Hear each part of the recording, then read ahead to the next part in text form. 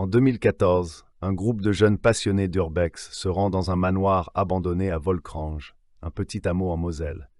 Cette bâtisse délabrée, à l'écart de la ville, est entourée de rumeurs inquiétantes.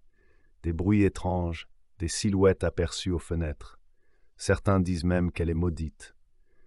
Armés de lampes torches et de caméras, les explorateurs entrent dans la maison. L'intérieur est un décor de film d'horreur.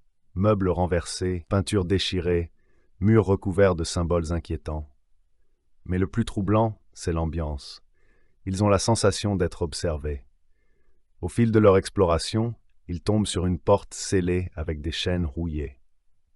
L'un d'eux, poussé par la curiosité, force l'entrée, et ce qu'ils découvrent derrière glace le sang de tout le groupe.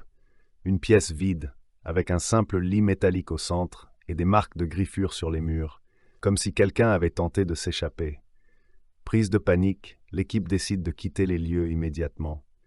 Mais en sortant, l'un des membres sent une brusque pression sur son épaule, comme une main invisible qui tente de le retenir. L'événement est capturé par leur caméra, et en visionnant les images plus tard, ils remarquent une silhouette sombre cachée dans l'ombre de la pièce.